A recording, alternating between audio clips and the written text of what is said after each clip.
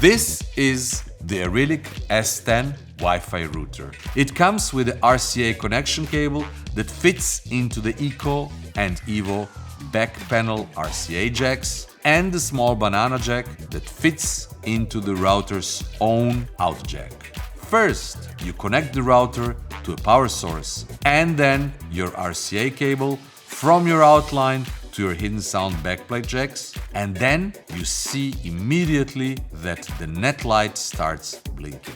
In that moment, you need to open your 4Stream app, which you need to download first from your Apple or Google stores. Once downloaded, the app will show you that the indicator on your streamer is blinking, and all you need to do is press Add your device. This is the usual and easy way, and if this doesn't work, you have to connect with your Wi-Fi system. Once you have connected with your Wi-Fi system, you press connect, go back to your 4Stream app and stay connected to your network. Press yes and you will read the message, "We found new device," which is your new Wi-Fi router. You may rename your router if you wish on your app.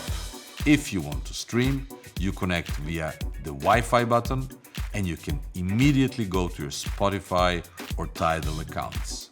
If you choose Spotify, open Spotify and go to your settings, select your device, and from there on, you can stream your music. This same goes for any platform you wish to use. In your app settings, you can additionally control the volume and change sound parameters by means of an equalizer, EQ. And that's about it. It's as easy as a child's play.